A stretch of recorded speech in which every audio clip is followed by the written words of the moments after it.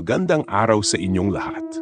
Bago natin simulan ang kwento, huwag kalimutan mag-subscribe sa Yamity Story.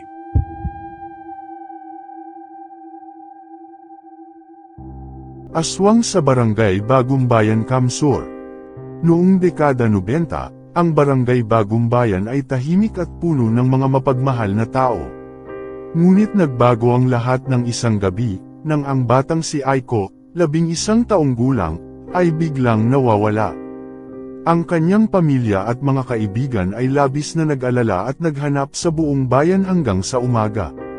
Walang bakas si Aiko, tila siya ay nawawala sa lupa.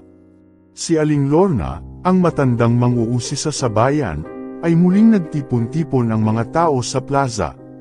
May aswang na nandito sa paligid, aniya, habang ang lahat ay nakikinig ng mabuti. Matagal na silang naninirahan dito, at ng mga nakaraang taon, may mga batang nawalang parang bula. Dapat tayong mag-ingat. Habang umuusad ang gabi, nagpasya ang mga kabataan na bumalik sa gubat. Nais nilang masubukan ang hirap na dinanas ni Aiko at hanapin ang kanyang nawawalang katawan. Napagkasunduan nilang magdala ng mga ilaw, kutsilyo, at mga amulet na binigay ni Aling Lorna. Habang bumabundok sila, nadarama nila ang malamig na hangin na tila may kasamang mga bulong. Sa gitna ng kanilang paglalakad, may narinig silang mga tunog, isang lihim na hilanghing na tila galing sa mababang bahagi ng kagubatan. Sa paglapit nila, napansin nilang may mga bakas ng paa sa lupa, na tila nagmamanipula sa kanilang takot. Nang umakyat sila sa mas madilim na bahagi ng kagubatan, may nakita sila na isang lumang bahay na napapalibutan ng mga puno. Ang pag-aakalang ito ay abandonado, nagdesisyon silang pumasok. Ang loob ng bahay ay madilim at mausok, puno ng hindi magandang amoy. Sa isang sulok, may lumang salamin at sa loob nito ay may nakitang anino. Ito ba ang aswang na nakuha kay Aiko? Tanong ni Marco, ang pinakamalakas sa grupo. Dapat tayong umalis dito, ngunit naisip ni Mika na baka nandoon si Aiko. Kailangan nating malaman ang totoo, aniya. Habang naglalakad sila sa malalim na bahagi ng silid, bigla silang nakarinig ng tugtog na tila mula sa isang lumang piano. At sa gitna ng maingay na tunog, may isang babae na napakaahin ng kanyang buhok. Nakatayo sa harap ng salamin. Ang mga mata nitong may mapupulang mga mata at mga pangil na tila handang sumalakay. Dahil sa takot, ang mga kabataan ay nagsimulang magdasal, at ang mga salitang lumabas sa kanilang mga bibig ay tila lumalaban sa espiritu. Ang babae sa salamin ay umikot at bigla niyang sinabi, "Bakit kayo nandito? Ang mga bata ay akin. Hindi ko ibabalik si Aiko." Ang mga bata ay nagbigay ng bawat puwersa, nag-ilaw sila ng mga kandila at nagdasal ng mas matindi. Sa isang iglap, ang aswang ay spinosak sa isang sulok ng silid. Bigla, isang malakas na hangin ang umalon, at ang sinag ng buwan ay bumagsak sa kanyang mukha. Tumalon si Marco at tinamaan ang aswang gamit ang kanyang kutsilyo, ngunit ito ay parang nahulog lamang sa kanyang anino. Ang mga salin na kalaunan ay nakahanap ng lakas sa kanilang pagkakaibigan. Ang kanilang mga boses ay nagsanib at bumaba sa mga sigaw hanggang sa bumalik ang liwanag. Sa likod ng lahat ng ito, biglang nawawala ang aswang. At sa isang iglap, lumitaw si Aiko, nakatingin mula sa kung saan man. Nanlalaki ang kanyang mga mata at tila napakalungkot. "Nahuli ako ng aswang," sabi niya, hirap na hirap sa kanyang pagsasalita. "Pero kinuha nila ako dahil akala nila ako'y isang espiritu." Nakatagpo ang kagalakan at lungkot ng mga bata. Isinalarawan nila kung paano sila nagdasal, kung paano sila nagpakita ng lakas ng loob at kahit gaano pa man ito kahirap, ang kanilang pagkakaibigan ang nagligtas kay Aiko. Bumalik sila sa Barangay Bagong Bayan na mas matatag at nagtutulungan. Ang mga tao sa baryo ay labis na nagpasalamat sa pagkakatagpo. Ang aswang ay hindi na bumalik, at ang kwento ni Aiko ay naging inspirasyon sa buong bayan upang magkaisa laban sa mga takot na nagmumula sa dilim. Mula sa araw na iyon, ipinagpatuloy ng Barangay Bagong Bayan ang kanilang pagdadasal at ang mga kwento ng mga kabataan ay naging alamat. Ang aswang ay nanatiling isang bagay na dapat ikwento, ngunit hindi na sila natatakot, sila'y nagkaisa. At ang kwento ng pagkakaibigan, lakas, at pag-asa ang naging gabay nila sa harap ng mga pagsubok. Matapos ang ilang buwan mula sa pagkakatakas ni Aiko sa kamay ng aswang, ang Barangay Bagong Bayan ay bumalik sa kanilang tahimik na pamumuhay. Bagamat may mga bagong alaala at aral na pinagdaanan, unti-unti nang nakakalimutan ng mga tao ang nangyari. Ngunit ang mga kabataan, lalo na si Aiko, ay tila hindi makamove on. Sa kanyang isipan, may mga tanong na hindi siya matiyak ano ang nangyari sa aswang. Kailangan bang mag-ingat pa rin sila? Isang hating gabi, habang ang buwan ay mataas sa langit, may narinig na sigaw si Aiko mula sa kanyang bintana. Itinayo niya ang kanyang sarili at lumabas sa kanyang bahay. Sa madilim na bahagi ng baryo, nakita niya si Marco at Mika, na may mga ilaw na hawak. Aiko, Fiona, may nangyayaring kakaiba sa gubat. Aniya ni Marco. Mabilis na sumunod si Aiko sa kanila. Habang papalapit sila sa gubat, ramdam nila na ang hangin ay may kasamang malamig na pang-ineg. Pagdating nila sa puok na dati nilang pinaghanapan kay Aiko, nagulat sila sa kanilang nakita. Ang lumang bahay ay muling nagbabalik sa dati nitong itsura, parang dahil sa isang bagay na mabigat na bumabalot dito. May mga tao na nasa paligid. Mukhang may nagpapaparty, sabi ni Mika habang tumitingin sila mula sa likod ng mga puno. Pero sa kabila ng kasiyahan, may naroon ding masamang pakiramdam sa hangin.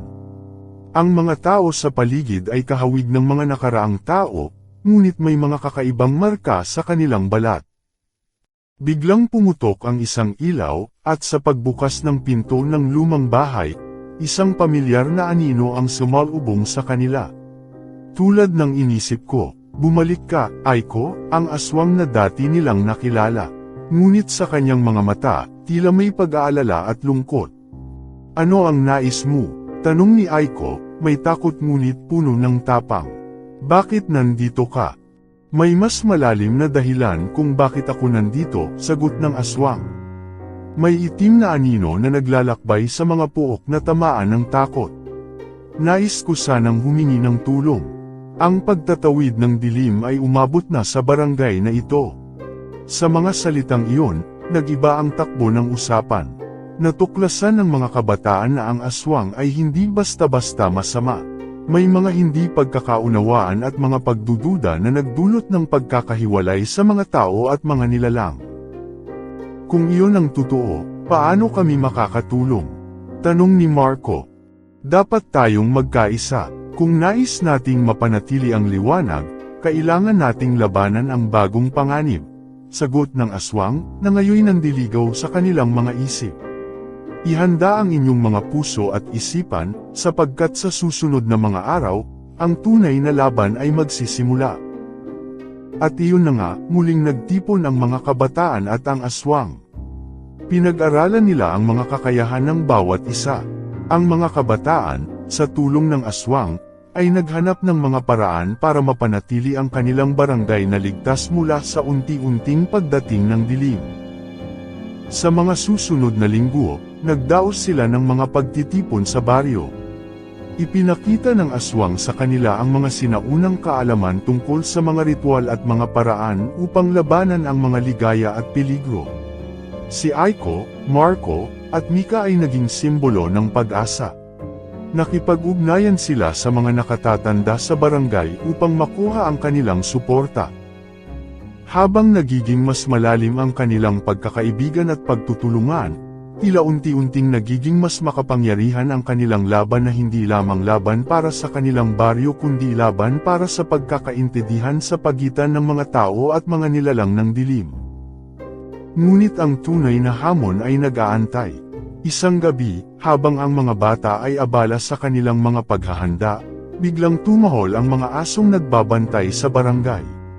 Mula sa dilim, isang mas nakakabahalang nilalang ang lumitaw, isang itim na anino na naglalakad patungo sa kanila. Ang kanyang ngiti ay tila hinahatak ang bawat kaluluwa na may takot sa kanyang mata. Ngayon na ang oras para sa tunay na laban, bulong ng aswang. Kailangan nating magsimula. Handa na sila. Ang laban sa dilim ay nagsimula, at hinding-hindi na muli silang magiging mahina. Mula sa dilim, ang itim na anino ay nagbigay ng isang nakakatakot na tawag. Minsan, ang takot ang pinakamakapangyarihang sandata. At ngayon, ako ang magdadala ng tunay na takot sa Barangay Bagong Bayan.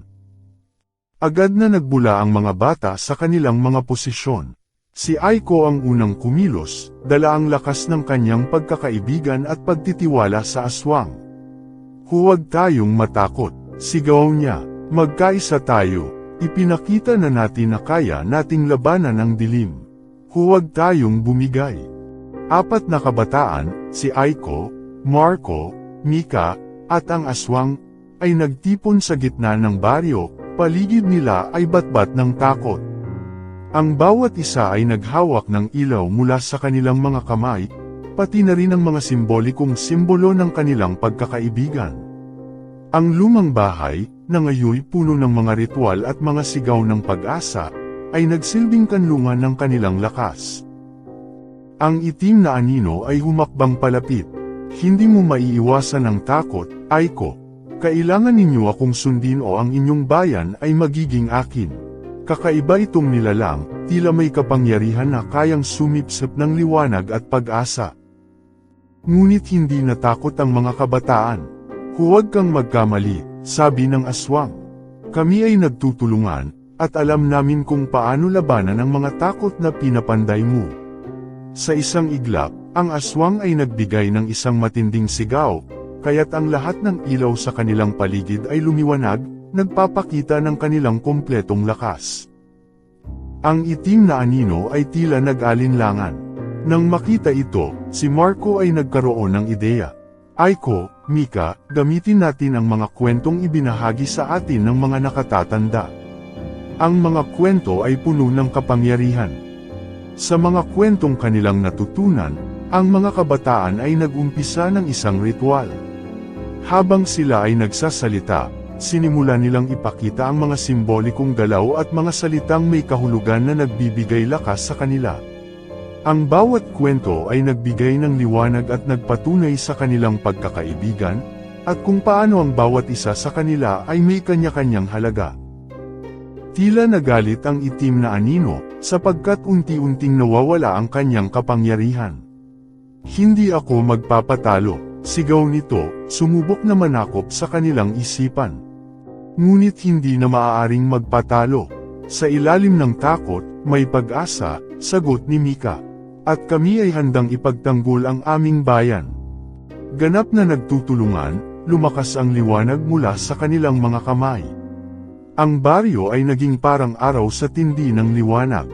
Mula sa kanilang mga puso, lumabas ang mga simbolo na kumakatawan sa katatagan, pagkakaibigan, at pag-unity, na tila isang dingding laban sa masamang anino. Ang itim na anino ay naguguluhan, unti-unting bumabagsak sa lupa habang sinasalubong ng liwanag. Hindi ko kayang labanan ito, sumigaw ito, bago officially naglaho sa kanilang paningin. Ngunit sa kabila ng tagumpay, alam ng mga kabataan na ang laban ay hindi pa tapos. May mga salin ng takot mula sa mga nakaraang kwento at mga nilalang na maaaring muling bumalik. Ngunit ang pagkakaisa natin ay napatunayan na walang takot na hindi kayang talunin, sabi ni Aiko. Natapos ang enkwentro, ngunit ang kanilang puso ay puno ng mga alaalang nagbigay ng katatagan sa kanila. Ngunit paano natin mapapanatili ang liwanag? Tanong ni Marco. Kailangan nating patuloy na magkwento, at iparamdam ang liwanag sa mga tao sa labas ng baryo, sabi ng aswang. Ang mga kwento ay may sarili ring kapangyarihan at dapat itong ibahagi para hindi na muling bumalik ang mga takot. Bilang resulta, napagtanto ng lahat ang pagkakaroon ng liwanag na dapat ipalaganap. Nagdaos sila ng isang malaking pagdiriwang sa Barangay Bagong Bayan, kung saan ang bawat tao ay nagbahagi ng kwento mula sa pinakamalalim na bahagi ng kanilang puso. Patuloy silang nagtutulungan, mga bata at matatanda, nagsimula ng mga programa upang ipasa ang mga kwentong ito sa mga susunod na henerasyon. Sa pamamagitan ng kanilang sama-samang pag-unlad, hindi lamang nila naalis ang takot ngunit nanganap din ang pagkakaunawaan at pagmamahal sa bawat isa. Sa huli, ang Barangay Bagong Bayan ay naging isang simbolo ng lakas, pagkakaibigan, at pag-asa. Ang kwento nila ay hindi natapos, ito ay nasa bawat hakbang ng kanilang buhay, isang patuloy na laban-laban sa dilim sa mga susunod na taon. Matapos ang matagumpay na pagdiriwang sa Barangay Bagong Bayan, ang liwanag na napanatili ng pagkakaibigan at kwentuhang puno ng pag-asa ay unti-unting kumalat sa paligid. Ang mga tao sa baryo ay naging inspirasyon sa mga katabing komunidad, na nagdala ng pag-asang kakayanin ang anumang pagsubok basta't magtutulungan. Ngunit sa likod ng liwanag ng kanilang tagumpay, may mga nagmamasid mula sa kadiliman. Isang grupo ng mga nilalang na nais ibalik ang takot at lumaban para sa kanilang sariling kapangyarihan. Ito ang mga anino ng tadhana, mga nilalang na naglalayong muling paghiwalayin ng mga tao at hadlangan ang pagkakaibigan na nabuo. Habang ang mga bata ay abala sa pag-aaral ng bagong mga kwento upang ibahagi, nakaramdam sila ng kakaibang energy sa paligid. Si Aiko, Marco, at Mika ay magsasama-sama muli. Nararamdaman ko na parang may nagbabadya, sabi ni Mika, ang kanyang mukha ay nag-aalala.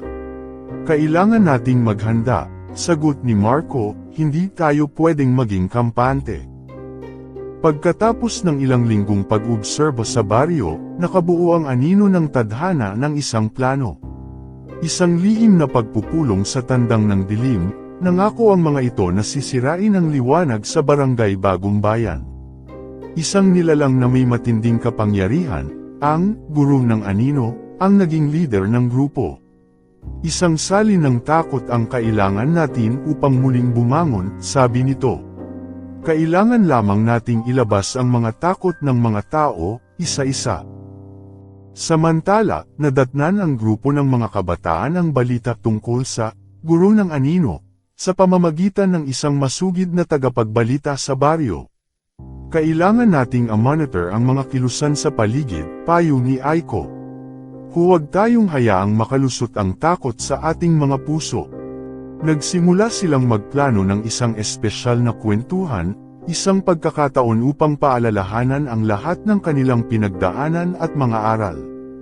Inanyayaan nila ang lahat ng mga nakatatanda, mga bata, at maging ang mga matatanda ng baryo upang magdala ng mga kwento. Naniniwala sila na ang mga kwento ang magiging baluarte laban sa takot.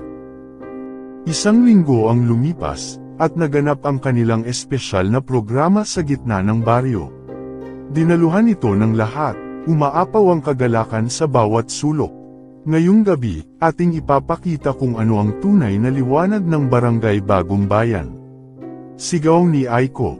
Nagsimula ang kwentuhan. Mula sa mga kwentong bayan hanggang sa mga kwentong nakakatakot, bawat kwento ay nagdala ng ngiti, tawa, at ilang luha ngunit sa huli, lahat ay nakatayo, dagling nagbigay ng lakas at pagkakaisa. Ngunit isang hindi inaasahang pangyayari ang naganap. Habang patuloy ang kwentuhan, umusbong mula sa dilim ang mga nilalang ng anino ng tadhana. Tama na ang mga kwentong walang saysay. Sumigaw ang guro ng anino, kasama ang mga kasamahan nito. Alisin natin ang liwanag, alisin ang pag-asa. Tumayo si Marco at nagbigay ng isang paalala. Huwag kang magkamali, guro ng anino. Ang mga kwentong ito ay hindi basta lang kwento. Siya ay isang makapangyarihang sandata. Pagkatapos ay nilapitan nila ang mga nakatatanda. Tayo'y sama-samang mangarap, sama-samang lumaban. Habang nagsimula ang sigaw sa paligid, nagbuhos ng masasayang kwento ng mga bayani ng bayan Bagong Bayan ang mga tao, mga kwento ng tapang, sakripisyo, at pag-asa. Umaabot ito sa puso ng bawat isa, lahat ay nagbigay ng lakas sa kanilang komunidad. Nang makita ng guro ng anino at ng kanyang mga kasama ang ligaya at lakas ng mga tao, nagalit ito. Bakit binitiwan ng takot? Bulong ng guro, tila alumpihit sa sariling kapangyarihan. Ngunit habang patuloy ang mga tao sa pagkwento, ang liwanag mula sa kanilang puso ay nagbigay ng liwanag sa kalikasan. Sa huli, bumalik ang guro ng anino sa sarili nitong kadiliman. Ramdam ang pagkatalo. Napagtanto nito na hindi niya kayang talunin ang pagkakaibigan at mga kwentong bumubuo sa pag-asa ng Barangay Bagong Bayan. Matapos ang labanan, nagkakausap ang mga kabataan.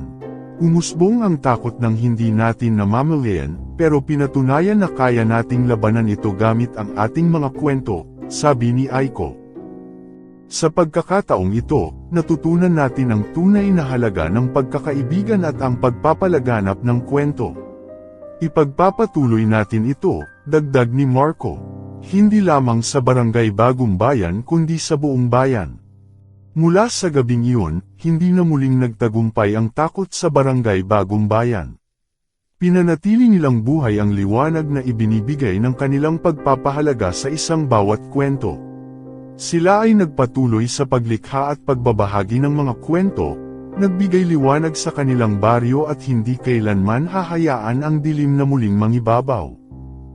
Sa paglipas ng panahon, tila nakalimutan na ng Barangay Bagong Bayan ang mga takot at anino ng mga nakaraang labanan. Laging puno ng saya at ngiti ang baryo, pero, sa kabilang dako ng gubat, may isang lihim na unti-unting bumabalik. Isang madilim na ulap ang pumasok sa kanilang isipan. Minsang may narinig na tawanan sa gitna ng kakahuyan, tila may nagbabalik na kwento ng mga anino ng tadhana.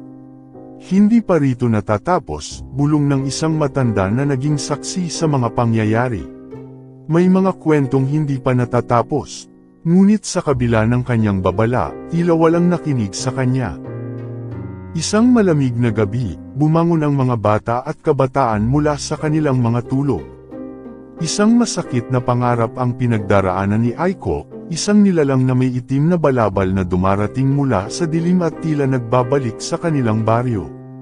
Muli tayong susubukan, bulong nito sa harap ng salamin. Naramdaman niyang nagiging mahina ang kanyang puso.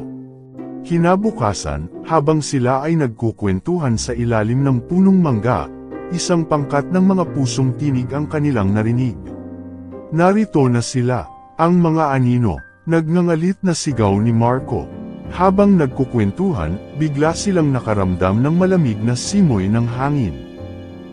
Mabilis na nagpatuloy ang kwentuhan ngunit naroon pa rin ang takot.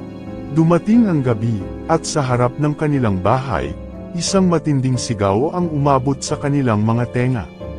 Isang batang nakatayo sa labas na nanginginig sa takot. May mga anino, nakikita ko sila, sigaw nito habang ang kanyang mga mata ay puno ng takot. Anong nangyari? Tanong ni Mika, habang ang kanilang mga mata ay nagkitinginan.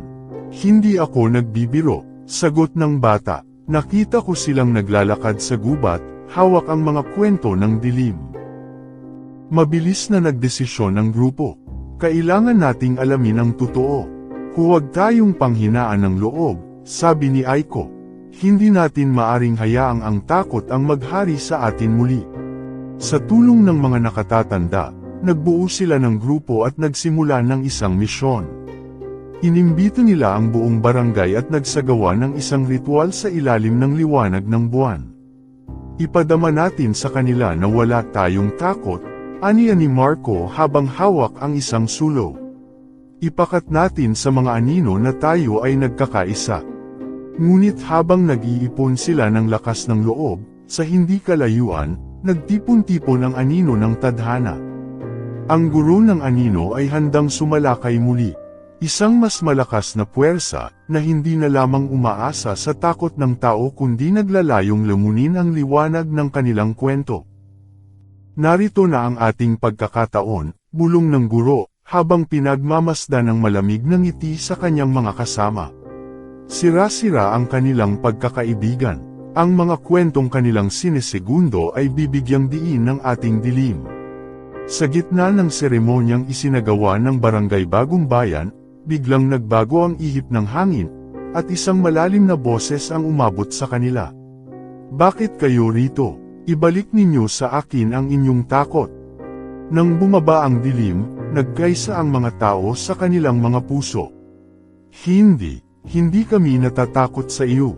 Sigaw ni Aiko, ngunit sumagot ang guro ng anino, ngunit ang bawat kwento na inyong pinanindigan ay may katumbas na takot na natatago. At darating ang panahon na iyon ay muling babangon.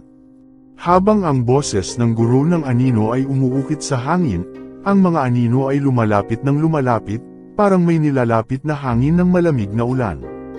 Ang mga bata ay tahimik at napapaamos sa takot. Alisin mo kami sa dilim. Sigaw ng isang bata. Ngunit sa mga sandaling iyon, dahil sa mga kwentong nakilala, bumangon ang liwanag mula sa kanilang mga puso.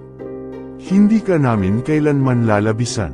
Nag-uumapo na tinig ng mga kabataan at matatanda. Sa isang pagkilos, ang mga kwentong pili nilang ipasa sa henerasyon ay nagbigay ng lakas. Isang ingay ang nagpasiklab, at nagdilim ang paligid. Subalit sa kabila ng dilim, nakita nila ang mga liwanag mula sa pinagyalang kwento, lumalabas mula sa kanilang puso.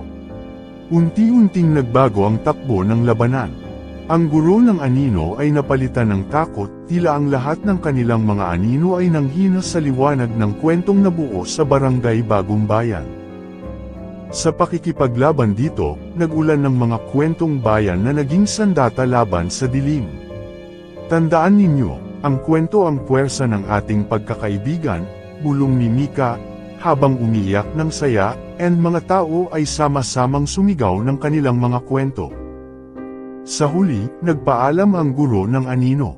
Hindi ko patapos. New moon is coming, naglalaho itong nagbabanta. Ngunit ang liwanag ng barangay Bagong Bayan ay lalong naging matatag. Huwag tayong maligaya, may mga kwentong hindi natatapos. Magsisimula ito sa ating tapang, sabi ni Aiko. Habang ang barangay Bagong Bayan ay nagdiwang sa kanilang tagumpay, hindi nila alam na sa kadiliman ng gubat, isang mas malalim na puwersa ang nag-aabang. Isang nilalang na hindi na nila nakilala, ang aswang ng Bagong Bayan. Matagal na itong nawala sa kanilang mga kwento, ngunit sa muling pagsigla ng takot sa paligid, siya ay muling bumangon. Noong isang gabi, katahimikan ng bomb alert sa baryo. Ang mga tao ay abala sa pag-aalaga sa kanilang mga alaga at pag-aayos ng kanilang mga bahay. Ngunit si Marco, na mula sa kanyang panaginip, ay nakaramdam ng kakaibang presensya. Isang parunggit na tila nagmumula sa likod ng mga punong kahoy. Sinalubong ng malamig na simoy ng hangin ang kanyang mukha habang naglakad-lakad siya sa kabukiran. Malamig at may mga anino siyang nakikita. Hindi nito maalis ang pakiramdam na parang may mga mata na nagmamasid sa kanya. Kinabukasan, nagkaisa ang barangay na muling magdaos ng kwentuhan. Ngunit sa likod ng mga ngiti at tawa, may mga mata na nagbabantay mula sa dilim. Isang matandang babae sa barangay, si Aling Rosa, ang nakapansin. May masamang espiritu na nag-aabang. Nakikita ko ang mga anino na lumalapit, sabi niya, habang ang kanyang mga kamay ay nanginginig. Ang aswang, matagal na siyang nawala, ngunit nagbabalik ito dahil sa takot at pag-aalala ng mga tao. Sinikap ng mga tao na hindi ito pansinin. Ngunit hindi nagtagal, isang nakakabahalang balita ang lumabas, isang alagang hayop ang nawawala sa kanilang bayan. Sa sunod-sunod na mga gabi, dumarami ang mga nawawalang hayop, at ang mga tao ay natatakot. Isang umaga, may isang batang nagsabi na nakita niyang may naglalakad na maladilaw na mata sa dilim ng gubat, hawak ang mga patay na hayop. Para itong tao, pero may mga pangil na tila asong ulol, sabi nito. Dahil dito, ipinatawag ang mga matatanda at nagtayo sila ng isang pangkat upang alamin ang katotohanan. Sa gitna ng gubat, natagpuan nila ang isang lumang bahay na tila abandon. Dito siguro nagmumula ang aswang, bulong ni Aiko. Kailangan nating tingnan ito. Nakita nila ang mga palatandaan, mga bakas ng dugo at mga pawis na nagdadala ng amoy ng pagkamatay. Habang sila ay nag-explore, biglang narinig nila ang isang mahina, mababang tinig na tila humihingi ng tulong. "Tulungan niyo ako, nasa loob ako," aniya.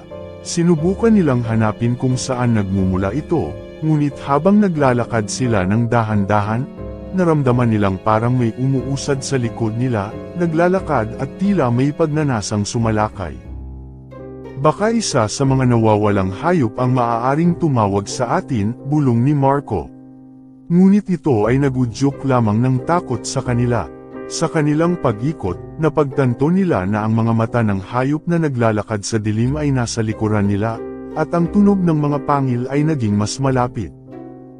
"Patakbo!" sigaw ni Mika, at tumakbo silang lahat pabalik sa baryo. Ngunit sa kanilang pagtakbo, may isa sa kanila na nahulog at iniwan. Si Marco ay nahulog sa lupa at nadapa, at inisip niyang kayang makakabalik pa siya dahil sa takot na umabot sa kanyang puso. Isang gumagalaw na anino ang umabot kay Marco. Nanlaki ang kanyang mga mata sa takot at pagkabigla. Isang aswang ang nagpakita sa kanyang harapan, maliit na nilalang, may pangil at matutulis na kuko, at ang mga mata nitong maladilaw ay tila sumisigaw ng gutom. "Kailangan ko ng laman," anito, habang ang hangin sa paligid ay naging malamig. Sinenyasan siya ni Aling Rosa habang siya ay nauupo sa lupa. "Huwag kang tumakbo, magdasal tayo." Ngunit sa takot, tumakbo si Marco palayo sa aswang. Ani ang dinig sa kanya ang mga sigaw ng mga kasamahan niya, ngunit ang mga mata ng aswang ay nagningning sa dilim habang patuloy itong sumisibol. Mabilis na nagplano ang ibang mga tao sa barangay. "Kailangan nating lumikha ng isang proteksyon," sabi ni Aiko. "Maghanda tayo ng mga bawang at iba pang mga bagay na nakapagpalayo sa aswang." Nagtulungan sila, nagsagawa ng mga ritual, at nagdasal ng sama-sama. Ngunit sa kalagitnaan ng kanilang paghahanda, bumuhos ang ulan at ang dilim ay dumating. Bumalik ang takot, at ang mga anino ay tila mas lumalakas. Sa mga sulok, isang sigaw ang umabot sa kanilang mga tainga. Kailangan nilang ipakita ang kanilang takot, kailangan nilang patunayan ang kanilang pagkakaisa. Naging malamig ang paligid, at ang mga tao ay unti-unting natakot na muling maramdaman ang pagdapo ng aswang. Nakita ni Aiko na ang ilang mga tao ay nahulog sa predikto ng takot. Sa kanyang puso, naisip niya, kailangang bumalik sila sa mga kwentong nagpalakas sa kanila. Sa huli, pinili nilang lumabas at humarap muli sa aswang. "Lumabas ka, aswang. Hindi ka namin katatakutan." Saksi sa kanilang tapang at pagkakaisa, naghalakhak sila, na tila nagbabalik ang liwanag sa kanilang mga puso. Ang aswang ay nasaktan sa kanilang mga sigaw. "Ayaw niyo ba akong pakinggan? Ako ang alipin ng takot at gutom." Bulyo nito. Ngunit sa kanilang mga kwento, natagpuan nila ang puwersa na nagbigay liwanag. Mula sa kanilang pagkakaisa at determinasyon, nagpasya silang lumaban. Ngunit habang naglalaban sila, napagtanto ng mga tao na ang aswang, sa likod ng kanyang galit, ay gotem na nagmumula sa kanyang nakaraan, isang kwento ng pagtalikod, pag-iwan, at takot. Habang ginagawa ang lahat ng ito, nagbigay si Aiko ng isang ideya. "Sa panahon ng ating pagtutulungan, maaari tayong magbigay ng kwento na magpapalaya sa kanya mula sa kanyang komplikadong takot." Matapos ang madugong enkwentro sa aswang sa kanilang baryo, nagpasya ang grupo ng mga tao na umalis at maghanap ng mas ligtas na lugar. Pinili nilang tumungo sa lungsod ng Tabaco, isang bayan na kilala sa mga lumang kwento ng mga nilalang sa dilim at mga alamat ng mga aswang. Sabi nila, dito naninirahan ang mga matatag na tao na kayang labanan ang mga nilalang ng dilim. Sa pagdating nila sa Tabaco, sinalubong sila ng masiglang buhay at mga tao na abala sa kani-kanilang gawain. Ngunit sa hindi kalayuan, may mga bulong-bulungan at kakaibang mga pangyayari na naganap. Nakakarinig sila ng mga kwentong nawawalang mga hayop, mga alaga na bigla na lamang nawawala sa gabi. Ang mga tao sa lungsod ay nahaharap sa isang pahirap, ang mga aswang na pumatay sa mga hayop at naging sanhi ng takot sa bawat isa. Habang naglalakad sila sa mga kalsada ng tabako, napansin ni Marco at ng kanyang mga kasama ang katahimikan sa paligid. Walang ingay mula sa mga hayop. Sa kanilang pag-usisa, isa-isang nagkukwento ang mga tao sa kanilang mga karanasan. Kadalasan, narito ang mga aswang mula sa gubat. Pero ngayon, tila pilit silang umaabot sa aming mga tahanan, isang matandang lalaki ang nagkwento. Dati, walang aswang na mang-aabala dito sa tabako. Pero ngayon, may mas malaking problema. Ang mga tao ay natatakot na lumabas ng gabi, dagdag pa ng isang babae. Hindi nagtagal, napagtanto ng grupo na kaya sila nandito ay hindi lamang para sa kanilang sariling kaligtasan, kundi upang labanan ang takot na bumabalot sa bayan. Pinag-isipan nila ang kanilang susunod na hakbang, at nagpasya silang kumilos at tulungan ang mga tao ng tabako. Habang nag-aaral sila ng mga ugat at landas ng mga aswang, nakakita sila ng pagkakataon upang makilala ang mga lokal na mandirigma ng bayan. Ang mga ito ay mga taong nakaranas na ng mga aswang sa kanilang mga buhay at nagbuo ng isang grupo, ang Kampihan ng Tabako. Sila ay nagdaos ng pulong sa ilalim ng isang malaking puno sa gitna ng barangay upang pag-usapan ang pinagdaraanang pahirap.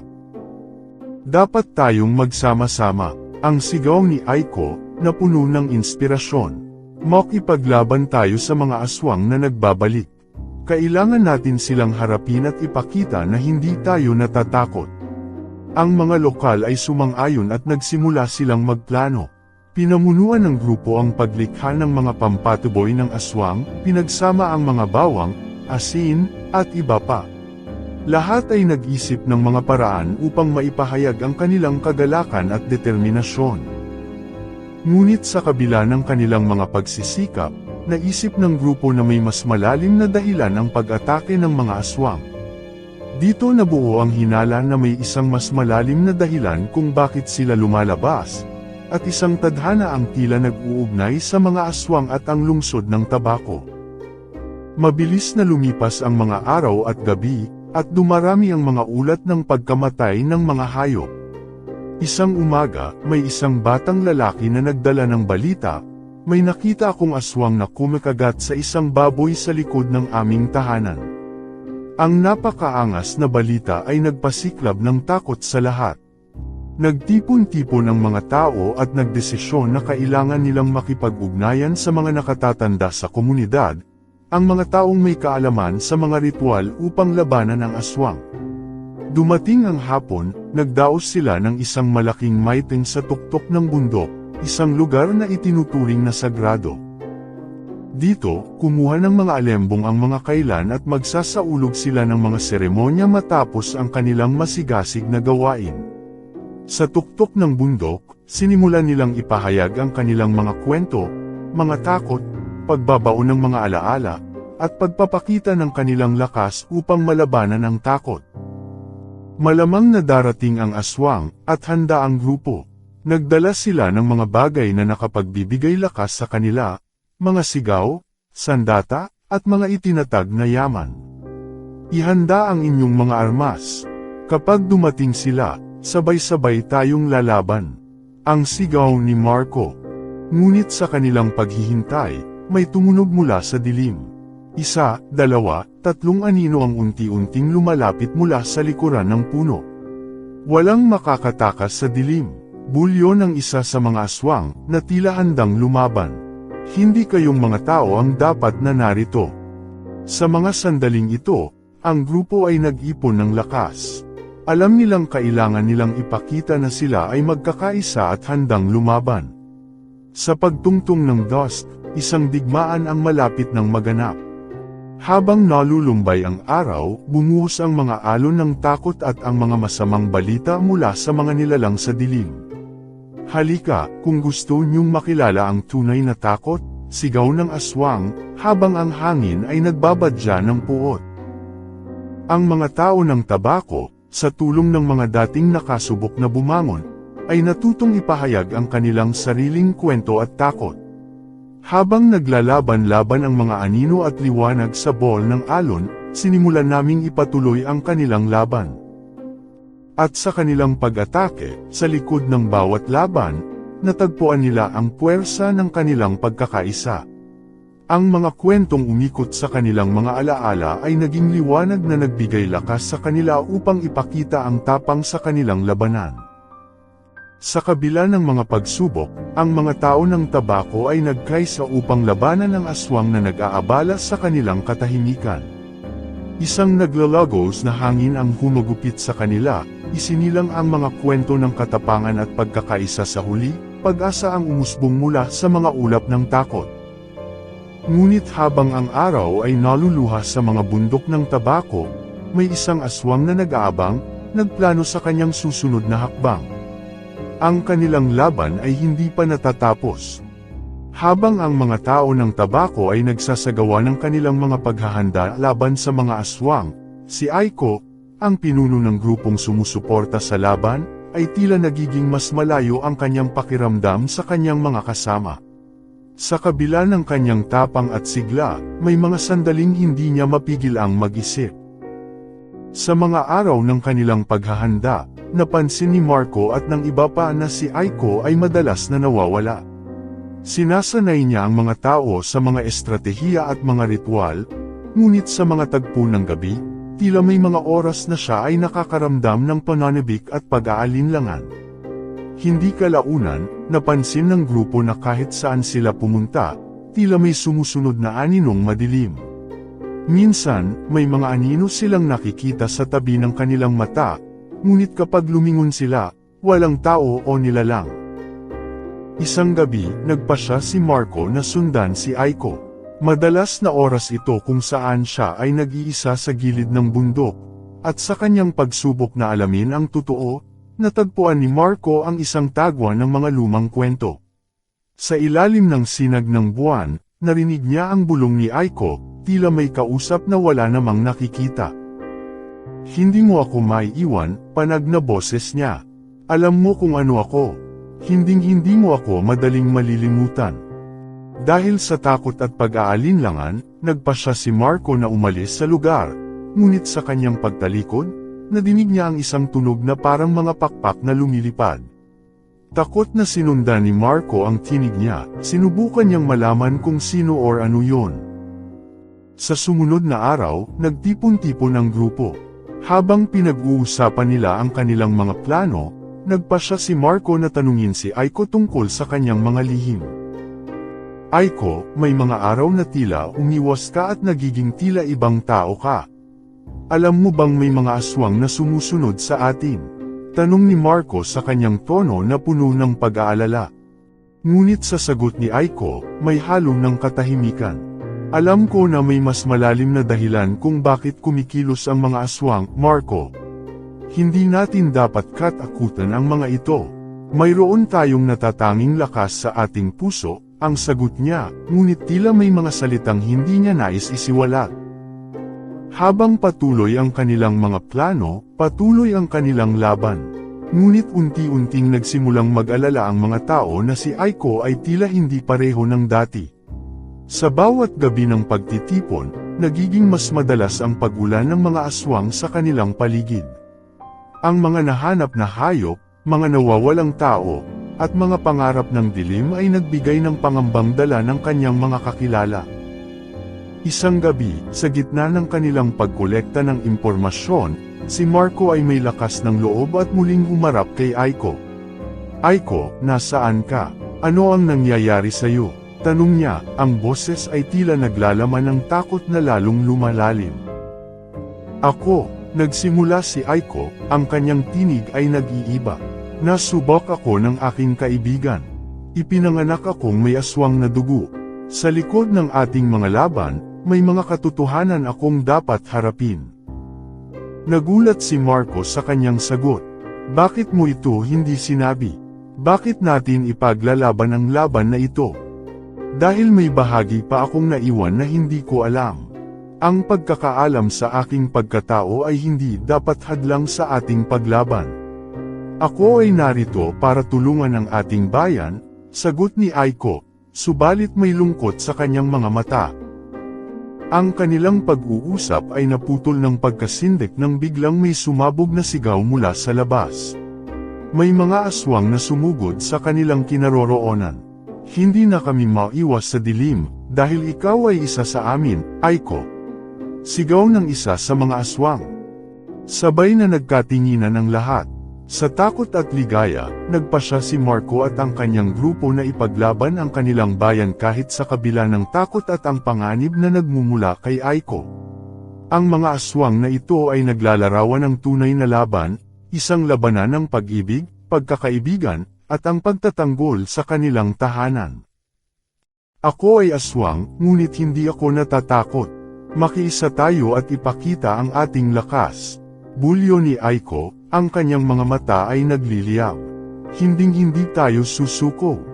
Sa mga sumunod na sandali, nagtipon-tipon ang mga tao ng tabako, nagdala ng kanilang mga sandata, at sabay-sabay nagtanggol laban sa mga aswang na nagbabanta sa kanilang bayan.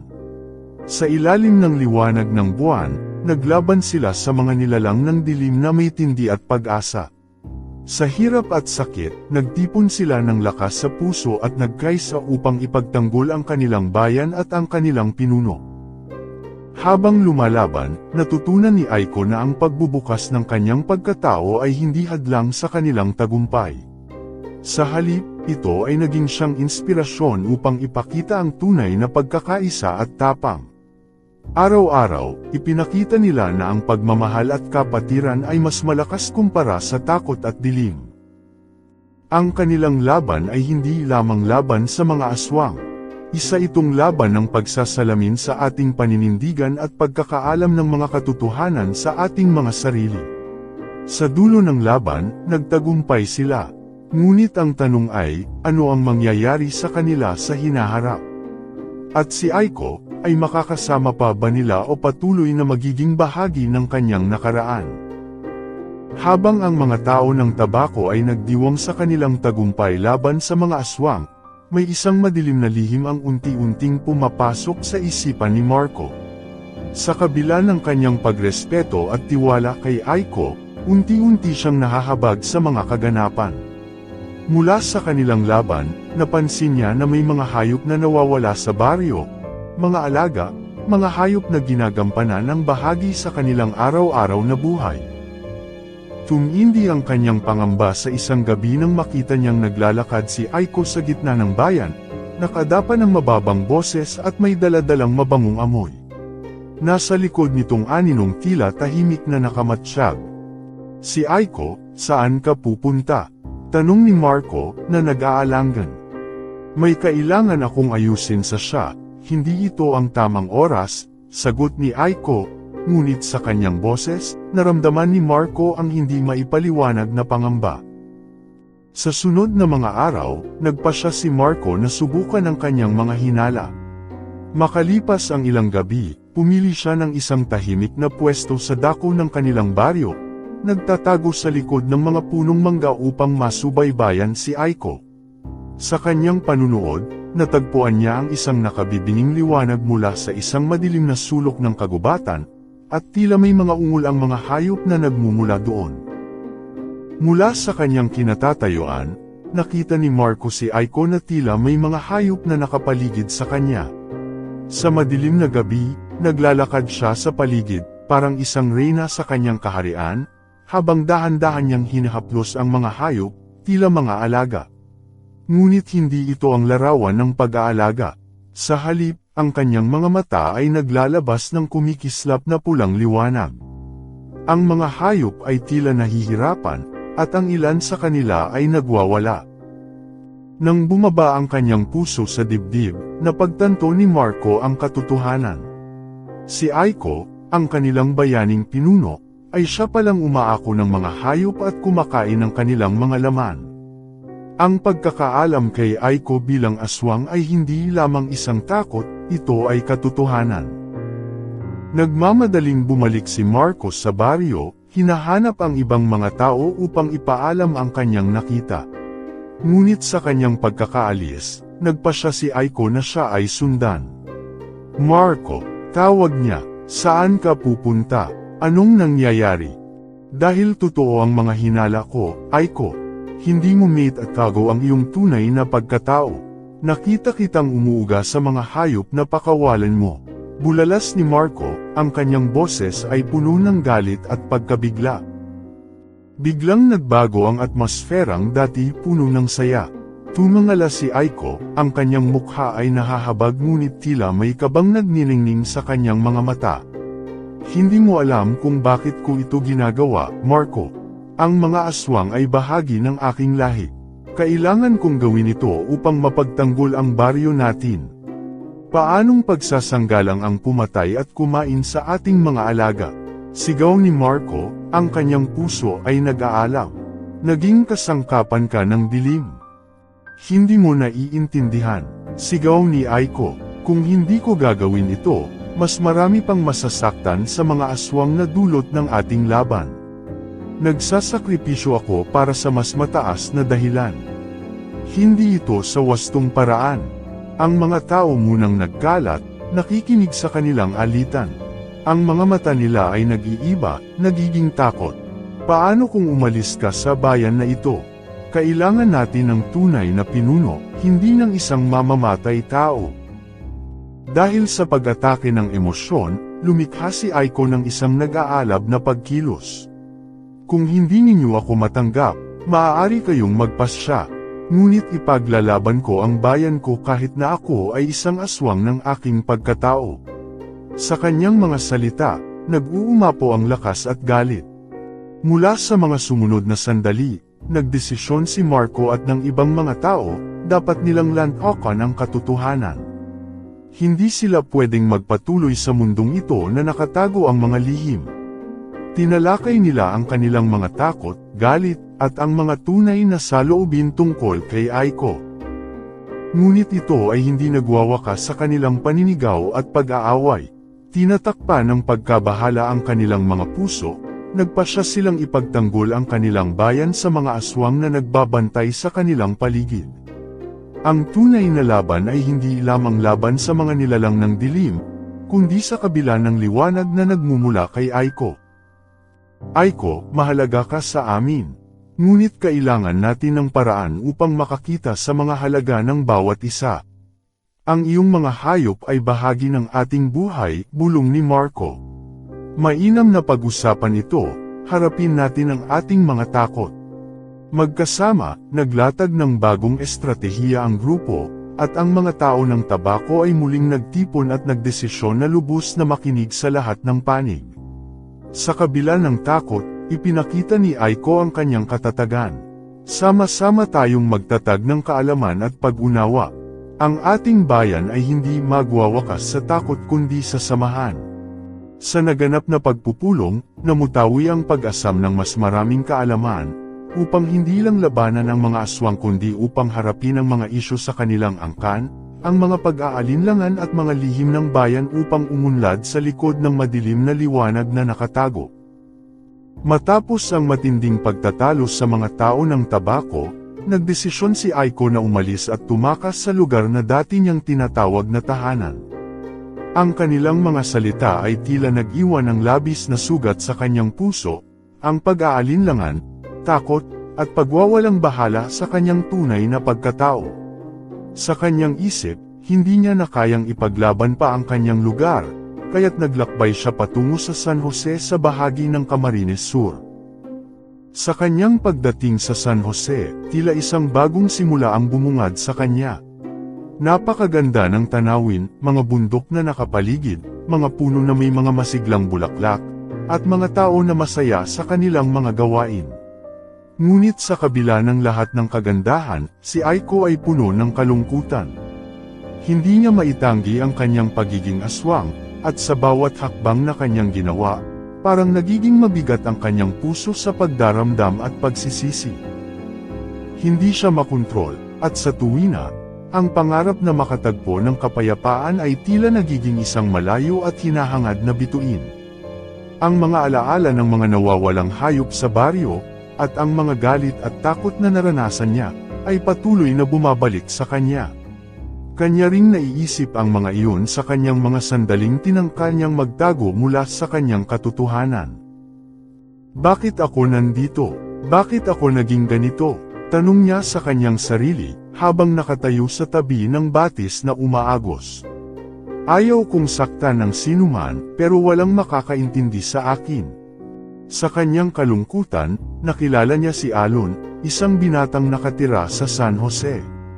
Madalas siyang makita ni Alon na nag-iisa sa tabi ng batis, at sa likas na pagkakaalam ng binata, mayroong higit pang nangyayari sa likod ng mga mata ni Aiko. Isang araw, nagpasya siyang lapitan ito. Bakit ka malungkot, ate? Tanong ni Alon, may pag-aalang-alang sa kanyang tinig. Ako, wala akong dahilan para malungkot, sagot ni Aiko na may pagtatangkang ngumiti.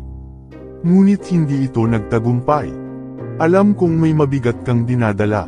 Kung gusto mong pag-usapan, nandito lang ako, ani Alon, ngiti na puno ng pag-unawa ang kanyang mukha. Habang nag-uusap sila, unti-unting bumuka si Aiko kay Alon. Ibinahagi niya ang kanyang kwento, ang laban sa mga aswang, ang kanyang mga takot at ang dahilan ng kanyang pagtakbo.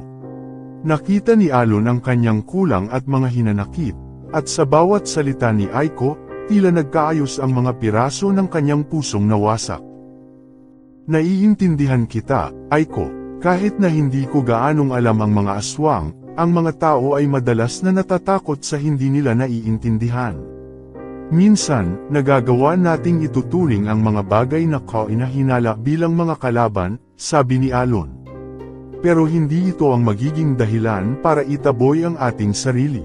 Laging may pag-asa at pagkakataon na makahanap ng tunay na pagkakaintindihan. Dahil sa mga salitang ito, nagkaroon ng liwanag si Aiko. Natutunan niyang pahalagahan ang pagkakaibigan at pagtanggap. Habang lumilipas ang mga araw, unti-unting umangat ang kanyang puso. Tumulong siya sa mga gawaing bukirin mula kay Alon at sa kanyang pamilya at nakilala ang mga tao ng San Jose.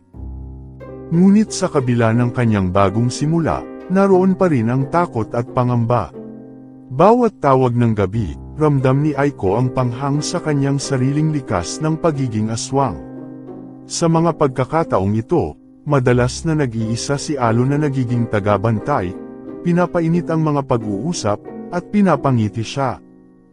Sa bawat alon ng takot, may pagkakataon tayong bumangon. At sa bawat pagkatalo, may chance tayong makapagsimula ulit, wika ni Alon habang nanunood sila ng mga bituin sa ilalim ng mahabang gabing iyon. Ngunit ang katahimikan ay hindi nagtagal nang magpasya na bumalik sa tabako si Marco at ang iba pa. Sa kanilang mga pag-iisip, nagpatuloy ang mga takot, natatakot sa posibleng pagbalik ni Aiko. Ang mga tao ay nagtataka, nandyan na ba siya? Ano na ang mangyayari sa atin kung siya ay bumalik? Sa pinakatagong sulok ng kanyang isipan, patuloy pa rin si Aiko na nahirapan. Sa kabila ng kasiyahan at pagkakaibigan, naroon pa rin ang bahagi sa kanya na tila isang alon sa dagat ng pag-asa, na sa huli, kailangan niyang harapin ang kanyang katotohanan. Ngunit handa na ba siya? Kaya ba niyang balikan ang kanyang bayan at harapin ang kanyang mga kaibigan na umaasa sa kanya? Sa gitna ng mga tao sa San Jose, nagmuni-muni si Aiko, naghanap ng kasagutan sa tinig ng kinabukasan. Nang lumipas ang mga linggo, unti-unting nahuhulog ang puso ni Aiko kay Alon. Ang mga tawanan at simpleng pag-uusap nila sa tabi ng batis ay nagdala sa kanya ng saya na matagal na niyang nawala. Hindi lamang siya nakatagpo ng kaibigan kundi ng isang taong handang makinig at umintindi sa kanya. Ang kanyang yakap at mga ngiti ay nagbigay ng pag-asa kay Aiko na maaari pa rin siyang makaramdam ng tunay na pagmamahal sa kabila ng kanyang pagkatao. Minsang sinabi ni Alon, Aiko, gustong-gusto ko sanang ipakita sa iyo ang aming lugar.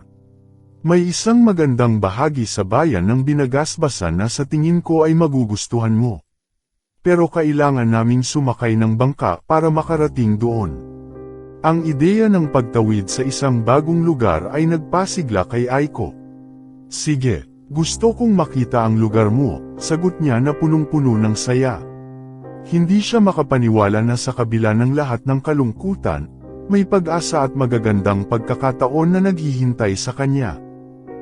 Kinabukasan, sina Aiko at Alon ay naglakbay patungo sa daungan ng San Jose. Ang sikat ng araw ay tila nagpapasigla sa kanilang mga ngiti habang umaakyat sila sa bangka.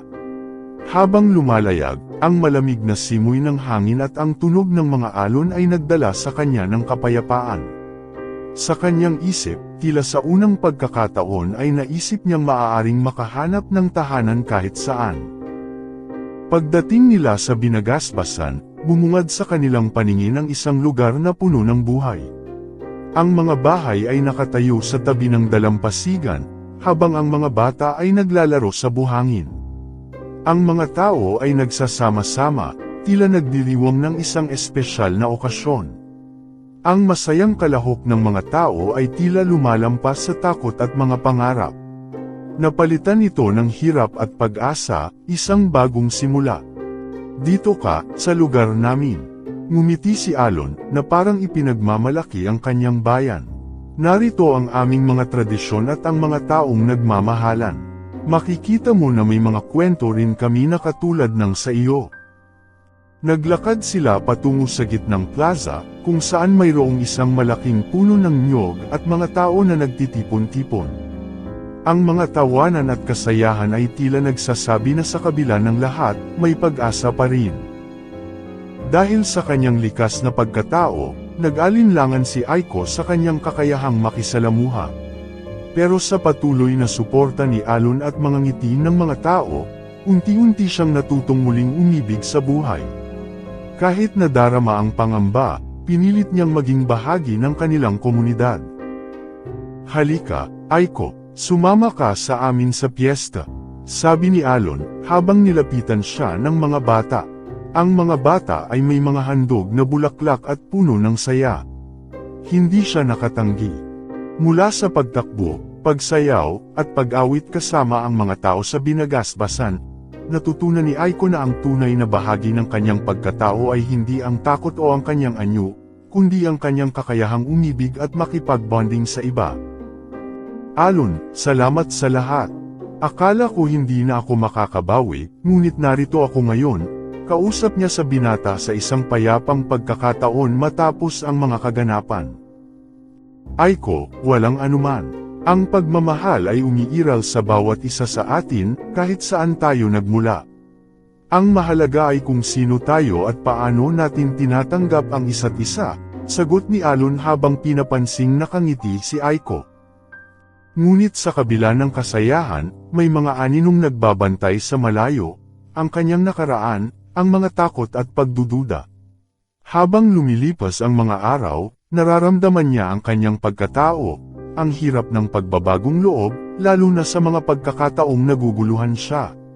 Lumalakas ang mga bulong ng takot sa kanyang isipan. Isang gabi, nang sila ay naglalakad sa dalampasigan, naramdaman ni Aiko ang bigat ng kanyang nakaraan. Alon, paano kung dumating na ang araw na makilala ako ng mga tao dito bilang isang aswang?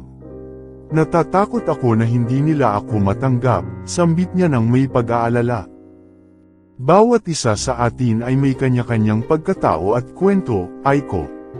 Pero ang takot ay hindi nagmumula sa kanila kundi sa ating sariling isip. Kung maipapakita natin ang ating tunay na sarili, tiyak na makakahanap tayo ng mga taong tatanggap sa atin, tugon ni Alon na puno ng pananampalataya. Aiko ay huminga ng malalim, pinilit na muling lumaban sa kanyang mga takot. Sa panahon ng piyesta sa Binagasbasan, nagkausap ang mga tao at nagpakilala si Aiko sa kabila ng kanyang pag-aalinlangan. At ang pangalan ko ay Aiko. Taga-Tabaco ako, pero nais kong maging bahagi ng inyong mahalagang komunidad, buong tapang na sabi niya. Nakatayo sa harapan ng masiglang grupo, lumangoy sa kanyang isipan ang mga alaala ng kanyang nakaraan. Subalit sa tabi niya si Alon, humihikbi siya ngunit nakangiti. Ang kanyang puso, punong-puno ng pag-asa, ay patuloy na sumisigaw ng mga katotohanan, na siya ay hindi nag-iisa, na sa takot ay may lilam ng liwanag. Sa kanyang paglalakbay, nahanap ni Aiko ang pagmamahal, pagkakaibigan, at tunay na pagtanggap hindi lamang mula kay Alon kundi mula sa lahat ng tao sa Binagasbasan. Ito ang kanyang pag-asa, ang kanyang pagbalik. Ang mga alon ng takot ay maaari pa ring magkaroon ng daloy ng pag-ibig. Habang lumipat ang panahon, patuloy ang pagbubuklod ni Aiko at Alon sa kanilang pagmamahalan. Sa kabila ng mga alaala ng kanyang nakaraan na naglalaro sa isip ni Aiko, tila walang pangangamba si Alon sa kung sino siya. Sa kabila ng mga kwentong namutawi tungkol sa mga aswang sa kanilang bayan, tinukoy niya ang mga ito bilang mga alamat lamang, mga kwentong nakakatakot na pinalalaki ng takot at kamangmangan ng tao. Hindi ko kailanman naisip na ang mga kwento ng aswang ay totoo, sabi ni Alon habang nakaupo sila sa ilalim ng mga puno ng nyog sa dalampasigan. Ang hangin ay maangin habang ang araw ay dahan-daang lumulubog sa dagat.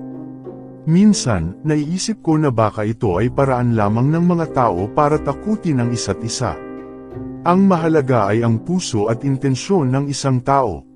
Ngunit sa mga salitang iyon, lalong lumalim ang pag-aalala ni Aiko. Pero, Alon, ito ako. Ako ang aswang. Ang mga tao sa bayan ko ay takot sa akin. Paano mo nasabing hindi ito totoo? Sa kanyang boses, may halo ng takot at pangungusap ang kanyang damdamin. Hindi ako natatakot sa iyo, sagot ni Alon na may ngiti.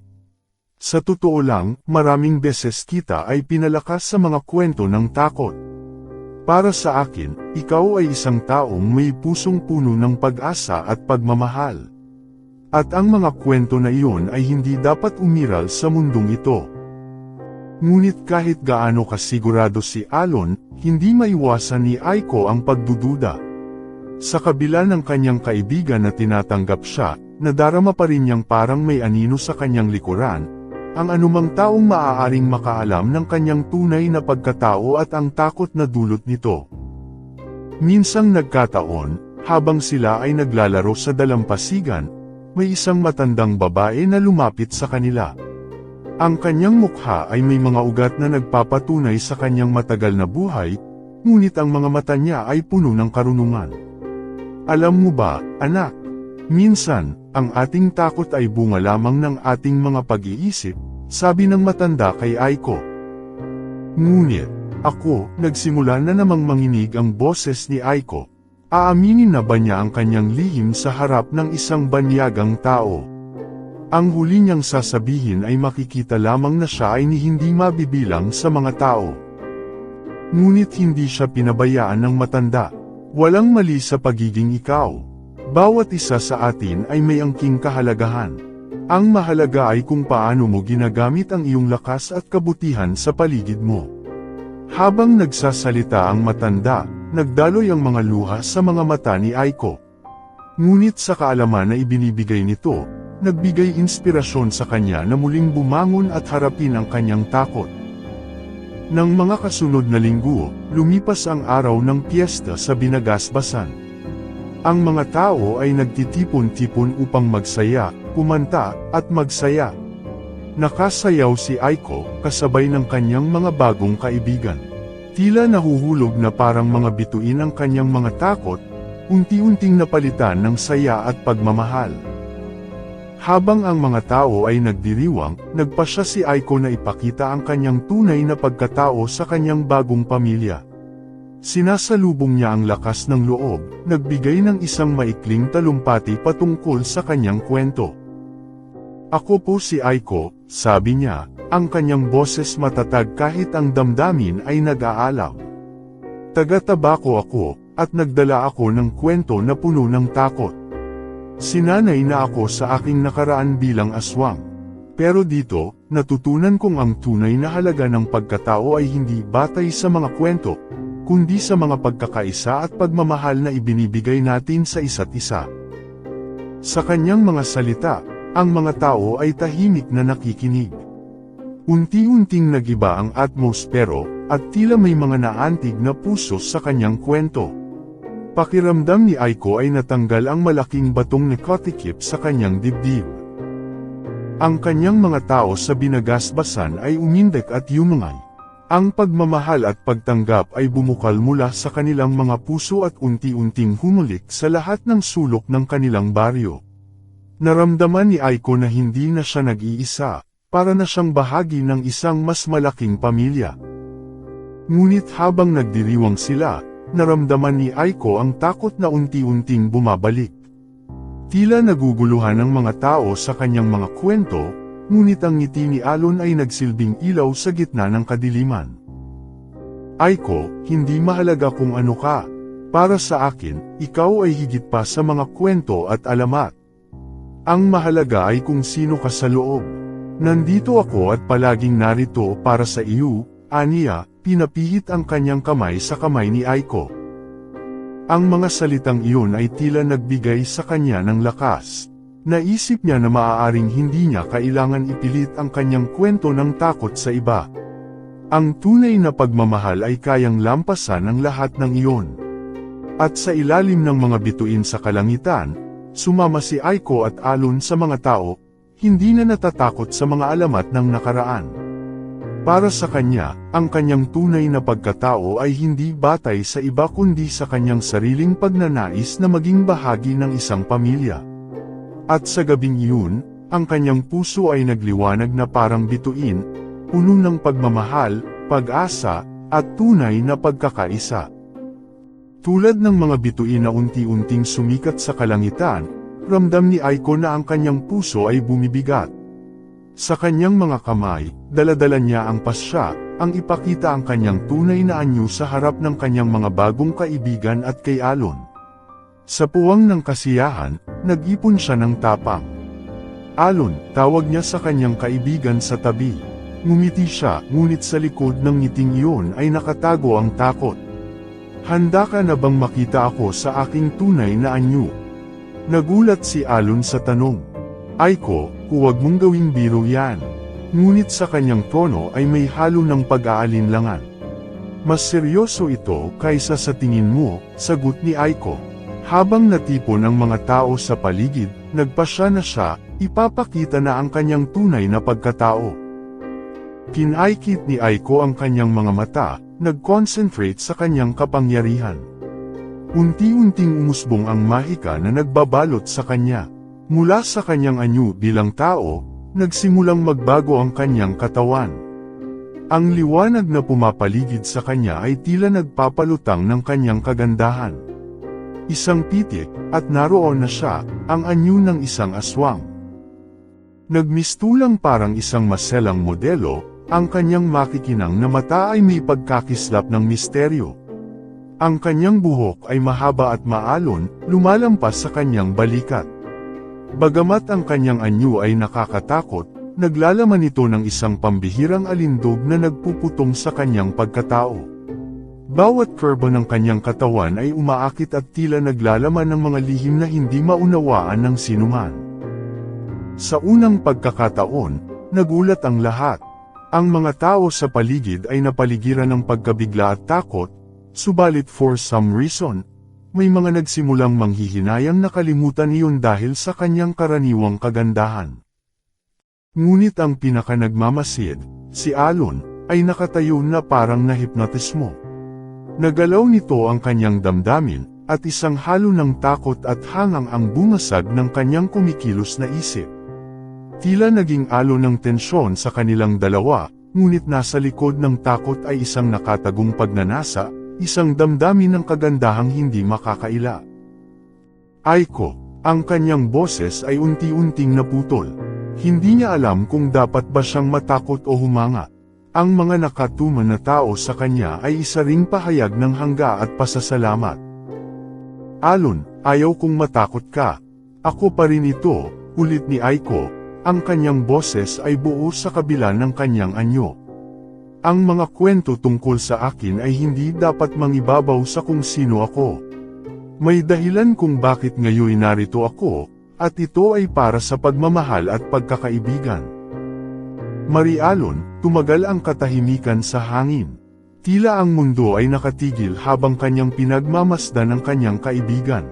Ang mga matang iyon, natatakpan ng hiwaga at pag-ibig, ay bumabalik sa kanyang pagkakatao at tila nagsasabi ng iba pang kwento. Sa kabila ng mga pagdududa, tila may ibang nararamdaman si Alon. Hindi ko alam, sabi niya, ang boses niya ay may kitingnan ng labis na pagkalito. Pero ang totoo, hindi ko maiwasang humanga. Ikaw ay sobrang sexy. Ang salita ng sexy ay umabot kay Aiko, na tila namutla ang mga pisngi sa huling sandali. Hindi siya makapaniwala sa sinabing iyon, ngunit sa loob ng kanyang sarili, may kakabikab na damdamin na pilit na nagpapalabas. Sa likod ng takot at pangamba, may magandang hiwaga ang kanilang talakayan na umusbong. Ako ay hindi lamang isang anyo. Ako rin ay may puso at damdamin, softly she said while looking deeply into his eyes. Ang mga tao ay maaaring takutin ako, ngunit ang totoo, ang pagmamahal ko sa iyo ay hindi nagbabago. Ngumiti si Alon, at napagtanto ang totoo. Ang kanyang takot ay hindi maihahambing sa damdaming iyon. Okay lang. Orders cold, umisip siya. Kung sa likod ng lahat ng ito ay ikaw pa rin, handa akong makilala ka ng mas mabuti. Nang sabay nilang pinagsaluhan ang mga ngiti at alon ng pag-asa, unti-unti ring nagsimulang mawala ang takot sa mukha ng iba pang tao sa paligid. Ang masamang likha na tinatawag na aswang ay tila naisip lamang sa binagsinungalingang kwento. Ang mga tao ngayon ay naglalapit-lapit, handa nang tanggapin si Aiko sa kanilang mundo. Sa kadiliman ng gabi, ang takot ay napalitan ng pagkaakit. Si Aiko at Alon ay nagpalitan ng mga ngiti na puno ng pag-asa. Sa kanilang puso ay nag-uumapo ang damdamin ng pag-ibig, paghihintay sa hinaharap. Sa huli, natutunan ni Aiko na ang totoo at pawang pagmamahal sa kabila ng takot, ay sa huli ay mas malalim na magmahalan. Hindi lamang siya isang aswang kundi higit pa dito, siya ay isang nilalang na puno ng pagmamahal at pag-asa. At sa kanyang puso, nagbigay siya ng isang pangako sa kanyang sarili, na hindi niya kailanman papayan ang kanyang sarili na mabuhay sa takot. Sa paglipas ng mga buwan, unti-unting nabuo ang isang magandang kwento sa pagitan ni Aiko at Alon. Kahit nasa simula ay puno ng takot at pagdududa, unti-unting nagtagumpay ang pag-ibig nila sa mga pagsubok na kanilang hinarap. Naging matibay ang kanilang samahan, at bawat araw ay lalong lumalalim ang kanilang pagkakaunawaan sa isa't isa. Isang umaga, habang ang araw ay dahan-dahang sumisikat sa likod ng mga bundok, nagtungo si Alon sa isang magandang lugar sa tabi ng dagat. Dinala niya ang isang maliit na kahon sa bulsa ng kanyang pantalon, lalo na niyang pinakintab ang mga ideya sa kanyang isipan. Ang kanyang puso ay bumubulong ng pagmamahal at determinasyon. Nais niyang gawing espesyal ang sandaling ito. Habang siya ay naglalakad sa dalampasigan, nakakita siya ng mga hugis bituin sa buhangin. Naalala niya ang mga una nilang pag-uusap tungkol sa mga bituin na nagbibigay ng pag-asa. Sinalubong siya ni Aiko na may ngiting puno ng tamang pagkamakabuhay, at sa kanyang mga mata, kumikislap ang liwanag na parang mga bituin. Aiko, tawag ni Alon, ang kanyang boses ay puno ng determinasyon. May nais akong sabihin sa iyo. Nagmamadali siyang naglakad patungo kay Aiko, at nang makalapit, lumuhad siya sa isang tuhod. Sa isang kamay, hawak niya ang maliit na kahon. Ikaw ang nagbigay ng liwanag sa aking buhay sa kabila ng lahat ng takot. Ikaw ang kadalasang nagpasaya sa akin, kahit sa iyong anyong aswang. O kaya't tanggapin mo sana ito bilang simbolo ng aking pagmamahal at pangako sa iyo. Dahil sa gulat at saya, nahulog ang mga luha ni Aiko. Alon, ano ang ibig mong sabihin? Binuksan ni Alon ang kahon at sa loob ay isang napakagandang singsing na may makislap na bato. Aiko, nais kitang makasama habang buhay. Ikaw ang dapat maging aking asawa. Tanggapin mo ba ako? Isinara ni Aiko ang kanyang mga mata, at sa likod ng mga luha ay lumitaw ang ngiti ng pusong puno ng ligaya. Oo, Alon, tinatanggap kita. Ikaw ang bahagi ng aking puso. Nagtanggal ng singsing si Alon at dahan-dahang ipinuto ito sa daliri ni Aiko. Sa ilalim ng araw, nagyakap silang dalawa, at sa kanilang mga puso ay tila mayroong isang kasunduan na nabuong tunay sa pagmamahalan. Ngunit hindi lamang ito tungkol sa kanilang pagmamahalan. Ang kanilang kwento ay umabot din sa kanilang mga pamilya at komunidad. Sa pamamagitan ng kanilang pagsisikap, unti-unting nakausad ang pagtingin ng mga tao kay Aiko. Hindi lamang siya isang aswang sa kanilang mga kwento kundi isang simbolo ng tunay na pagmamahal. Sa gitna ng kanilang paghihirap, nakipag-ayos sila sa kanilang mga pamilya. Saksi ang kanilang mga mahal sa buhay sa pagtanggap kay Aiko at sa pagmamahal nila kay Alon. Unti-unting nagbago ang pananaw ng komunidad, at naging mabuti ang pagtanggap ng lahat sa pagkakaibigan at pagmamahalan na bumuo sa pagitan nila. Sa makulay na araw ng kanilang kasal, nagtipon-tipon ang mga tao mula sa iba't ibang mga bayan. Ang simbahan, puno ng mga bulaklak, at mga ngiti ng pag-asa. Si Aiko ay nakasuot ng isang puting gown na labis na nagpapakita ng kanyang alindog, napaka-espesyal at maganda pareho sa anyo ng tao at aswang. At si Alon, nakasuot ng isang eleganteng barong, ay humawak ng kanyang kamay. Habang naglalakad sila patungo sa altar, tila ang mundo ay napuno ng musika at ng mga galak ng mga puso. Isang realidad na kung saan ang takot ay napalitan ng pagmamahal at pagtanggap. Alon, sa harap ng Diyos at ng ating pamilya, ipinapangako ko ang aking pagmamahal sa iyo. Sa hirap at ginhawa, ako'y nandyan para sa iyo, ang kanyang mga salita ay puno ng damdamin. Sa harap ng Diyos at sa mga taong mahalaga sa atin, Aiko, ipinapangako kong mamahalin ka sa kabila ng alinmang pagsubok na darating. Ikaw at ikaw lamang, tugon ni Alon. Sa isang makabagbag damdaming sandali, sila ay nagpalitan ng mga pangako at mga higpit ng yakap. Sa mga ngiti ng kanilang pamilya at mga kaibigan, pinalakpakan nila ang kanilang pagmamahalan na umabot sa kasalan, isang simbolo ng tagumpay sa kabila ng mga pagsubok at takot. At sa huli, nagpasalamat si Aiko sa bawat bituin sa langit na nagbigay liwanag sa kanilang landas.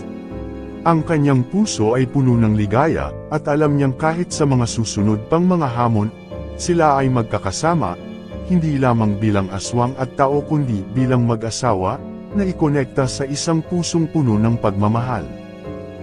Ang kanilang kwento ay nagtapos sa isang masayang simula sa bagong yugto ng kanilang buhay na puno ng pag-asa.